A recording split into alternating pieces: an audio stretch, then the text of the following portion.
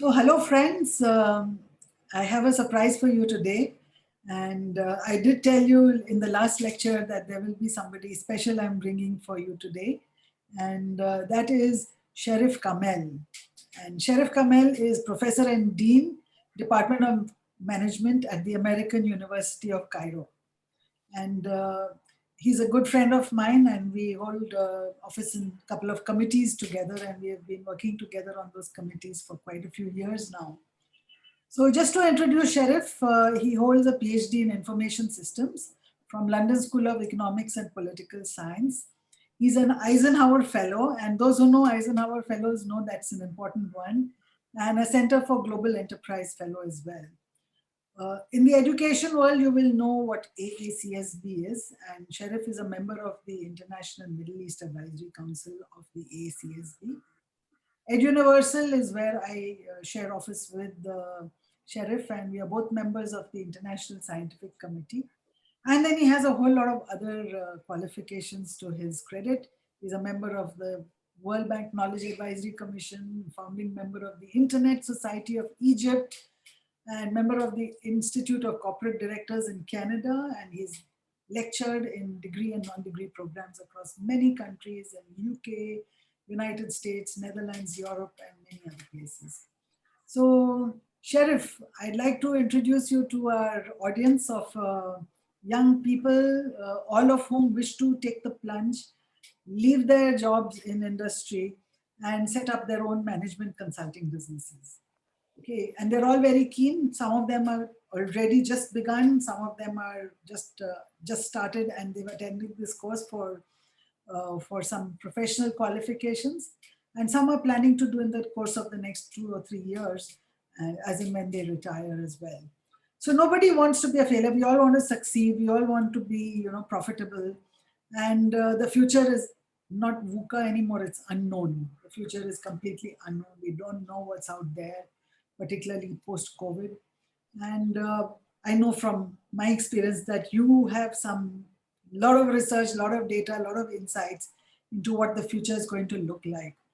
So, so one of the very common things that we hear in the management consulting profession, Sherif, is that you cannot take current trends and extrapolate them into the future and plan your strategy accordingly.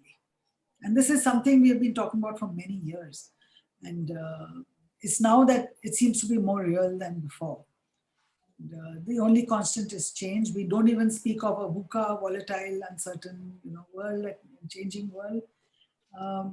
So according to you, Sherif, what is the future of work, especially looking at the work of management consultants?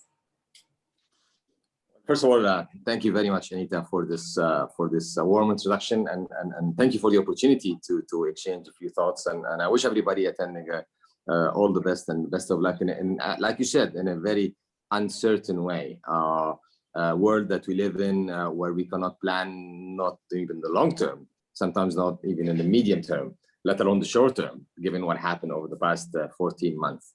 I think VUCA itself now is becoming an understatement from what we've seen, because VUCA in a way is structured, but what we're seeing is completely unstructured.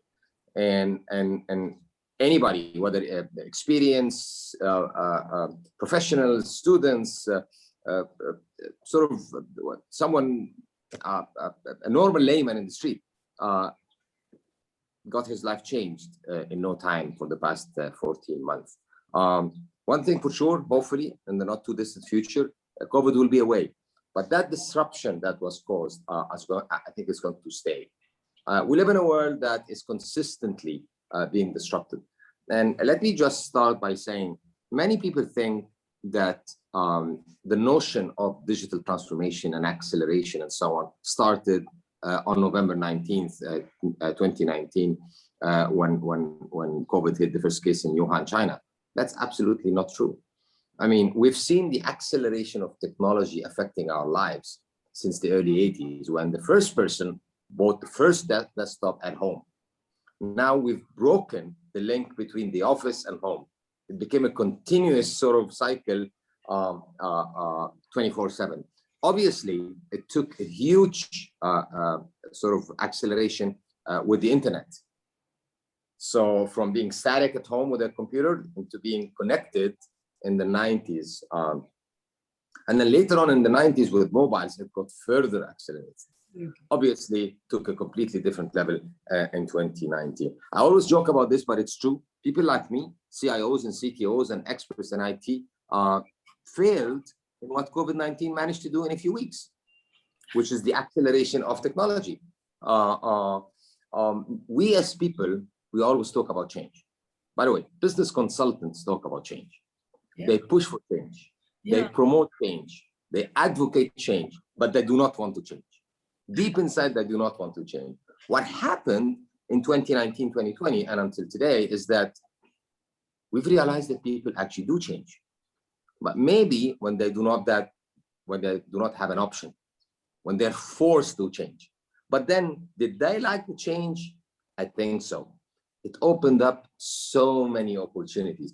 I'll try to maneuver between the disruption and the future of work and the future in general, and how, as a potential business consultant, I need to cope with that. So consultant is more or less someone who's good in diagnosing something and then suggesting alternative actions to move forward. Obviously, there is a difference between a consultant for a private sector and a consultant for a public sector, for a civil society organization. But then let's focus more on those who want to succeed and turn around companies. So how can they help turn around companies and take them to the next level if they do not have a clear sense what the next level looks like or how the ecosystems looks like? Well, what I think is moving forward, we've seen over the past 200 years a movement towards innovation. And the reason why I use now the word innovation instead of technology is that innovation encompasses way more many things than just the technology part. Obviously, it's tech-enabled, it's tech-based, but innovation in the way we think, innovation in the way we come up with business models, innovation in the way we even, post-COVID, think of the office. Should it be a place? Or like both of us today, sitting at home or somewhere, by the way, doesn't have to be work from home. It can be work from anywhere. So the static presence in a certain place, I don't think will be a must anymore. I think it will be more of a blend of working from home, working on the go, working from anywhere, and working from the office. That in itself changes drastically the business model.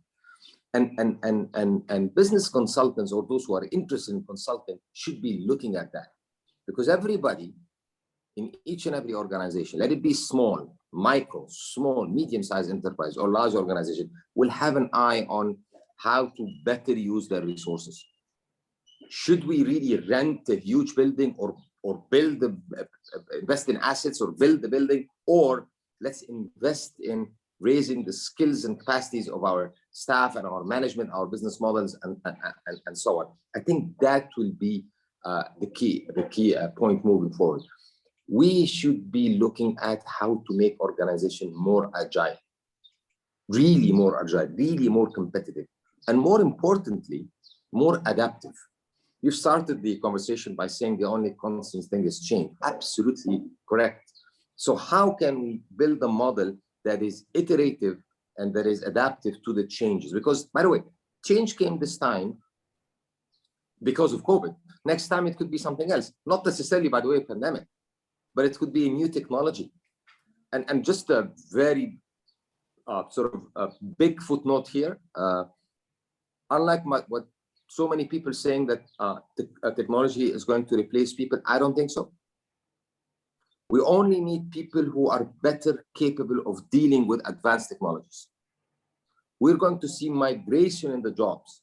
And again, that's a very important point for business consultant, how to migrate the positions in the organization to better use the resources, to better use the human capital. I think the key point for any consultant moving forward is rationalizing the use of human capital. And that will be a key point. Other than that, any organization might, in a way, become irrelevant to what they can do irrelevant to how competition is, and irrelevant to even reaching their KPIs and the targets. So I think working in consulting is fun, is interesting, but it's also challenging. I don't want to jump into a specific point. I'm sure it's going to come in the conversation. Who can call himself or herself a consultant? I think that's key. Ourselves that very often. Yes. I think absolutely. This is a very important sort of label that you put on your business card. But is everybody ready to use that term? I don't think so. Consulting, you're actually giving advice to companies, and based on that, they might invest millions of dollars, or even a hefty amount of money. For them is huge, and they can go in one direction to the other. So I think consulting comes with experience, with exposure, with building a network, with building a track record, with working as part of a team for a long time before building your own sort of, how should I say, niche expertise in an area. I, for one, do not feel comfortable with those who say we can consult in anything, because nobody can. You need to be really specialized in a certain area. So moving back to what we're going through nowadays, I do not think that any consultant could be a game changer for any organization unless they are very much aware of what digital transformation can cause any organization. And that has nothing to do, by the way, with management only. We need management in agriculture. We need management in manufacturing. We need management in IT. We need management in oil and gas. We need management in retailing. So regardless what the professional experience is, at the end of the day, you need management to take that setup to the next level. So how can digital transformation help organization take their fortune into the next level? We're already seeing how are we going to work? How are we going to build a team? What would be the business model? What would be the assets that we're going to invest in? What kind of skills and capacities we need to hire? We've seen reports coming out of McKinsey and Booz and so many of the consulting companies talking about what are the skills required by 2025 and 2030. Consultant needs to keep an eye on that, because they will be the movers and shakers in every organization. And by the way, I do not mean by digital transformation automation. That's a big mistake.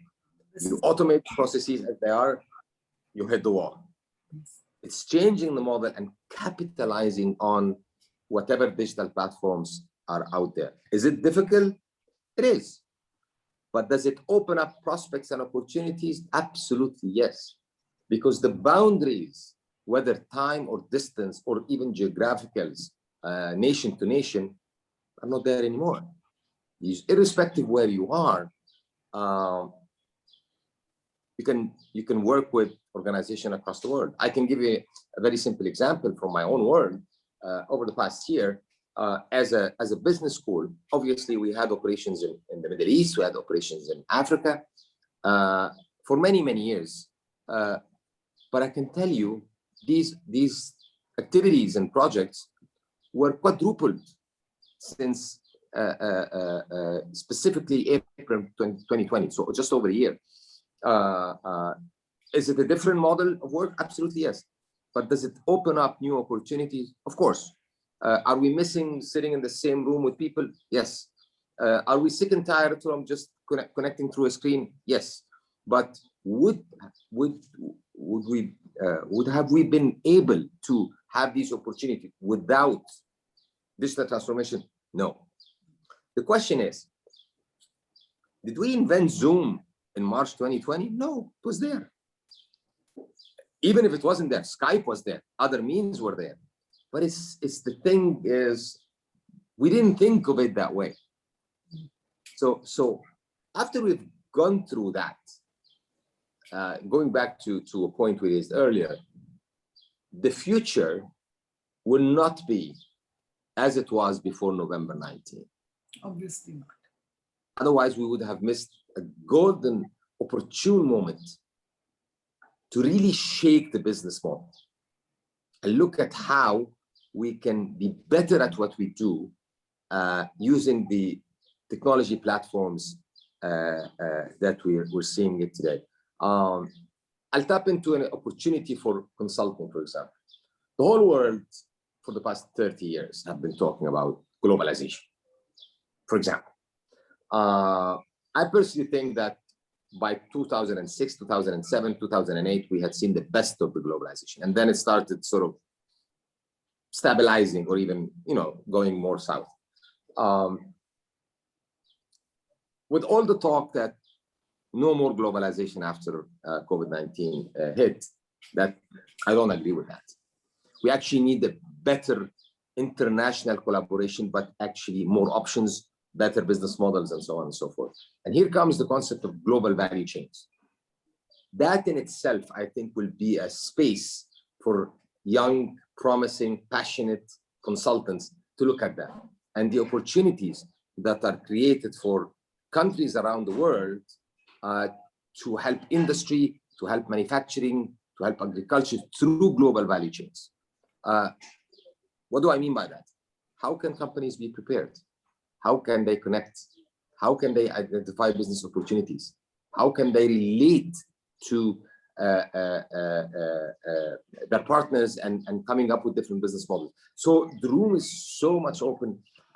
I tried to capture many ideas, answering questions. There is a lot more, but I'll pause here and see where you want to go from here. Definitely, we are definitely in agreement with most of what you've said. And I think the future belongs more to management consultants than ever before because of huge opportunities in strategy, re-strategizing, change management, reskilling the population and everything else, So, but the future is unknown and it's uncertain.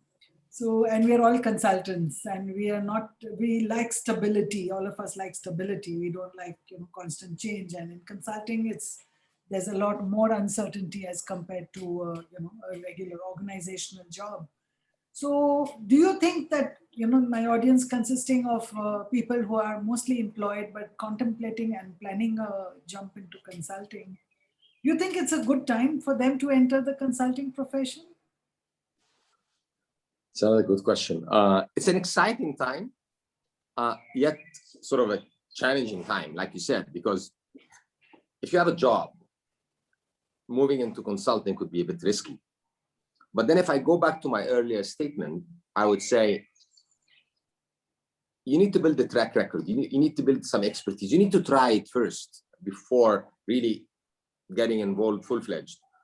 I would advise freelancing, small projects, not alone, but be part of a group, work with other partners, to get into the mix, to get to the feel, because sometimes one might think he or she likes something, might think that they can be good at something, but then when they do it, either they don't find themselves or they find it needs more than that. So people need to be ready to do that. Unlike what so many people might say, I would not advise them to read in consulting.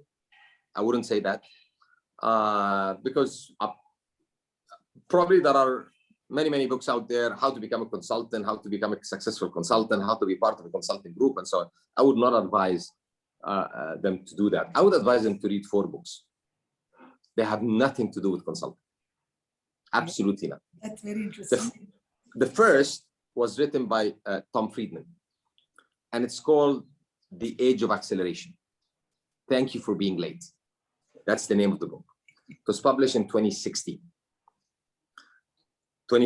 So it talks about the gradual acceleration and the impact on organizations and societies.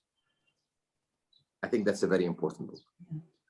The 2 books written by Klaus Schwab, one in 2016, and it's called The Fourth Industrial Revolution. It's management consulting, but across different sectors. Because I'm sure many of our audience will be either interested in management consulting, but maybe in a sector like agriculture, manufacturing, retailing, and so on. The second book by Klaus Schwab is Shaping the Future, which is more or less part 2 of the first book, and it was published 2018. And the fourth and final book I would advise our audience to read is the one by Yuval Harari, 21 Lessons for the 21st Century. This was published in 2018 as well. So 2 were published in 2016, 2 were published in 2018. None of these relate to consulting. All of them were pre-COVID. But you'll be amazed, and those of you who get a chance to read at least one of them will be amazed that as if they were reading the future. Yeah. And they were giving tips of how organizations should deal with those, with challenges, what their future will look like, but also how the global dynamics sometimes happening 10,000 miles away can affect a company in a country that had nothing to do with the events happening elsewhere. So I would advise definitely before getting into, I'm not saying no, but before getting into and really thinking seriously about it, to read at least one of those books. I think they're very nicely written, and they open up so many ideas and opportunities for the readers on how to read the future. And the consultant of today, given the uncertainty that we're going through, should be able to read the future better than others, because that's why we bring him or her as a consultant. So basically, what do we do as consultants? We are hired, more or less, to see the future and to propose things either that would match what an organization or an owner or a business already thought about, or to challenge where they need to go and try to make it better. That doesn't come easy when things are blurry, let me put it that way. That's amazing. It's almost like we've got to become like a Nostradamus, Oh, yeah. Able to take an organization into some crystal ball gazing and try and tell what the future is. But we've got to back it up with data and research and, and also referencing from the 4 books. I'm so happy I read those 4 books myself. So it's good.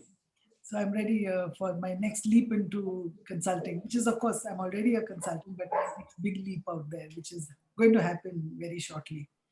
So, one of the things with all this churning that there are a lot of people out there who lost jobs and got unemployed, and it's very easy for any untrained and unprofessional person to have a business card and write a consultant after his name. We do have bodies like this, consulting, that regulate some certification and they give you some competencies of consultants. But very few people seek that kind of certification. So how do you think going into the future, there will be a plethora of such people in the market? And some are trained, like the people in this program, they're trained, they're learning how to write proposals, how to do business development, etc. And the rest are not trained. So how will the future world recognize and know that there are 2 different kinds of people out there to hire? Well, I think that's a tricky question. As I said, writing a consultant on a business card is easy. Having an office is easy. But if I'm an owner of a business, I want to reach out to a consultant. Obviously, I'm constrained with the resources I have. So not everybody can go to the big consulting firms. If I have a sort of a project or a strategy that I want to develop or a market that I want to penetrate, I need some advice. I would probably go for interviewing people, seeing their track records, talking to them, and seeing how they think, what's their thought process. I think by doing that, we will be able to differentiate between those who are either true consultants or material for true consultant, and those who are maybe expertise in their own field, but they're just writing consultant. Because a researcher is not a consultant, and a consultant not necessarily a good researcher. And a good manager doesn't necessarily make a good consultant. Oh, absolutely, 100%. So it will come up in the conversation, but also usually to break into the list of consultant that people will hire, you need to have a track record. You need to have experience somewhere. And again, I can't say you need to have 5 years experience or 10 or 15. There's no sort of threshold that you need to pass, but it's the experience, the exposure one had in their career, but also how you present your case, because it's like a sales pitch. You go and you and I want to give an example just to make it easy for our audience to show how you're going to impact the organization. And I'll give you an example. So for the past 2 years, I've been the president of the American Chamber of Commerce in Egypt. So in my capacity to do that, we wanted to change our strategy when it comes to membership care. So the model we used to use to implement for past 40 years, we wanted to change. So we decided to bring in a consultant to tell us how, although we were doing okay, we wanted to take it to the next level. What did we do? We first looked at, funny enough, at LinkedIn, trying to identify 10 to 15 consultants on paper that will sound sort of good. Yeah. And then we hired, I'm just giving you the full picture here. We spoke to a headhunter to suggest international consultant who would fit what we want to do.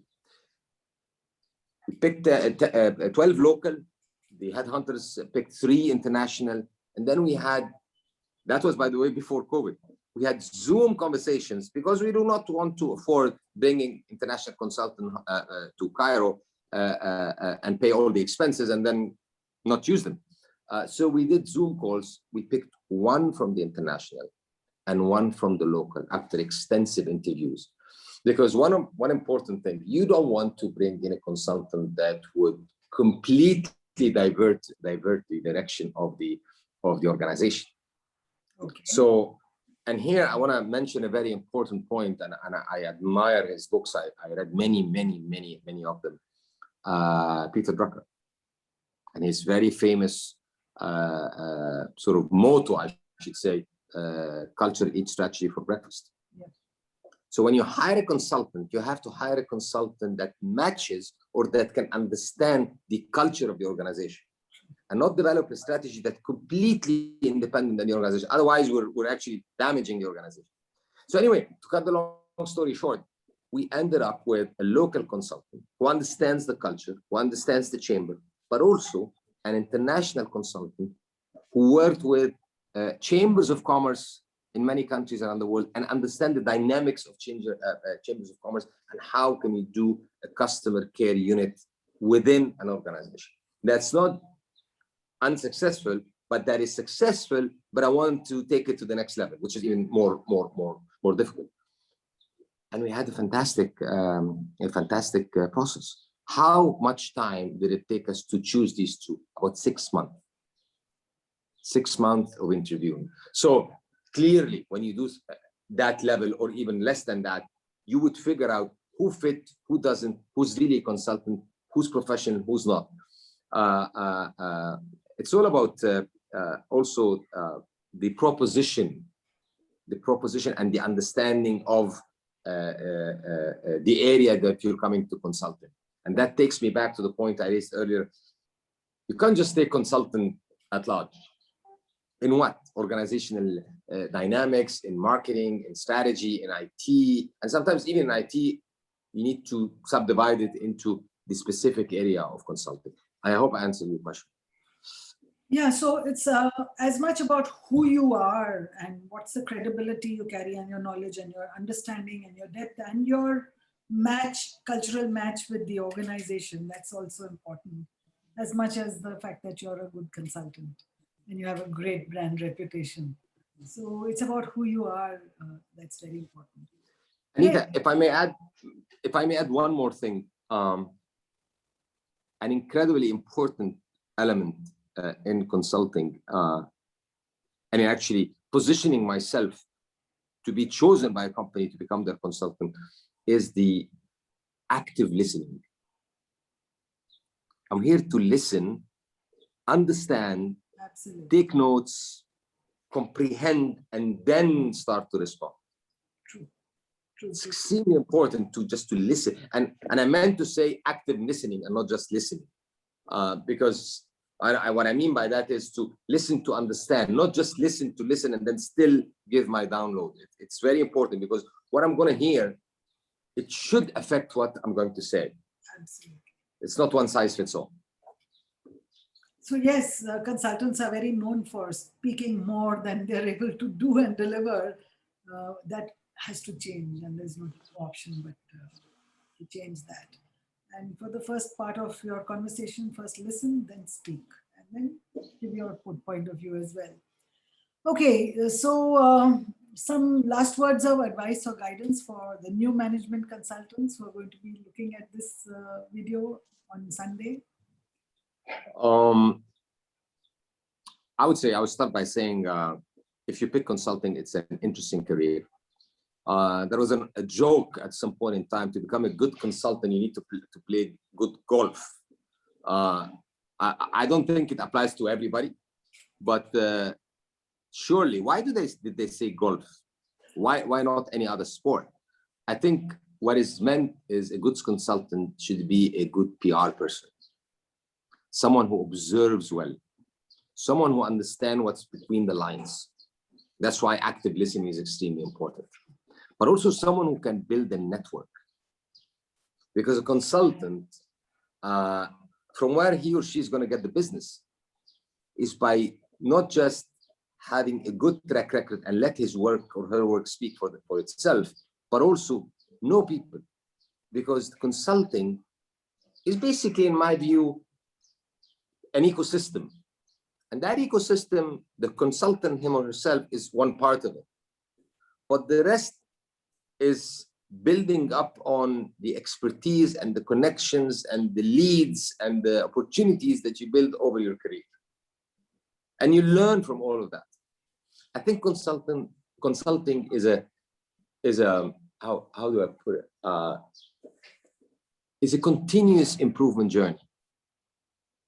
You never get there.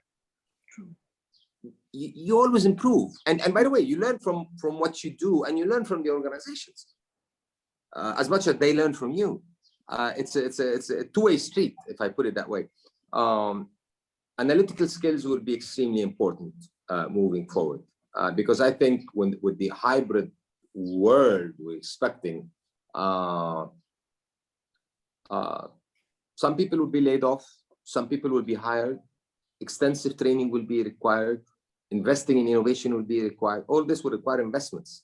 So we need to really understand our game and be well exposed, because the suggestions we're going to give to different organizations will result in major decisions taken by their organization, by those organizations. So we need to be ready. By the way, again, for those of you who think that being a consultant is just reading and eating and dreaming of consulting, it's not it. A consultant is someone who understands the big picture, yet can dig in one sort of his area of specialization and give his download on it. So it's a bit of a mix between macro and micro. You can't just be so much narrow and focus on one thing. You have to have a niche somewhere, but still have the ability to see the big picture. And that relates again to the culture, eat strategy for breakfast. What is the culture? What is the big picture in the organization? Where do they want to go? I think for consulting, reading is extremely important. Yeah. And that's why I said reading in things that provides the big picture, gives the download on the future. Hariri and Friedman and Schwab, they're not consultants. But what they shared in their books is extremely important to understand how they see the future. And through that, consultant could try to build their own arguments. Because I'm sure when you read those books, or at least one of them, your interpretation might not necessarily be exactly like mine. Yeah. But it gives their view of where we're going. One thing I want to say, and that takes me a bit towards the digital transformation part. So many questions are being raised. Who is driven by who? People by technology or technology by people? Good question. I insist that we drive the technology. We invent the technology as human beings. We invent the software. We use them, but we still should be able to adapt them the way we see can benefit our society and our economies, our businesses, and our daily lives. Amazing. I would say that the technology my competitor develops is what drives me. That's another take. Oh yeah. Oh yeah. Yeah. Oh yeah. So yes, I'm not necessarily the inventor of all the technology that impacts me. So I create my technology and my digital roadmaps and my digital, whatever impact on the world, but I'm also being impacted by all the technology that everybody else is developing. And so technology is driving me in some ways, but I'm also driving technology. But at a macro level, yes, it's humans. Aneeta, I'll give you something very personal to share with the audience, which they might find odd. But so I'm a professor of management. I teach technology management. I've been doing that since 1992. My specialization is actually mobile technology, obviously into e-commerce and the impact of the internet economy, gig economy, and the likes. But here is the big surprise. I do not have a cell phone. I never had a cell phone. And I'm still as connected, active as anybody else in 2021. So obviously, if I can see the audience, probably there's so many eyebrows now that are up there and want to ask the question, why? That was my own interpretation, is that technology is really into our lives, right, left, and center. But I want to be in control somewhere. My interpretation of that was, listen, I can be connected without the phone, and people can reach me without the phone. And I promise you, since mobiles were invented back in the early 90s or mid 90s, I was never less connected than anybody who has a phone. So everybody has his own interpretation of how to do things. And being my own consultant, I decided I won't have a phone. And I'm living happy since then. That is life without a mobile phone. Yes. It's a better life without a mobile phone. Oh, yeah. So thank you, Sherif. That was really amazing. It was a lovely journey for our participants. There's lots of lovely gems and sparks of wisdom and future insights out there. On behalf of All India Management Association and the administration and the management and the participants of the program, I want to express a word of thanks, and I do look forward to seeing you sometime in person, not very far from now. I hope we can give certainty to that. Oh yeah. Well, thank you. I really appreciate the opportunity, Aneeta. The minute you said let's do this, I was excited to do it, and I'm very happy to do it. And I hope the audience all the very best, and I wish them all the success in their careers and whatever they choose. And I hope we see them all as, if they choose consulting, that they become a fantastic consultant in the sectors and the industries that they cover. And indeed, I look forward to seeing you in person, hopefully in the not too distant future. Thank you. Thank you so much. Thank you.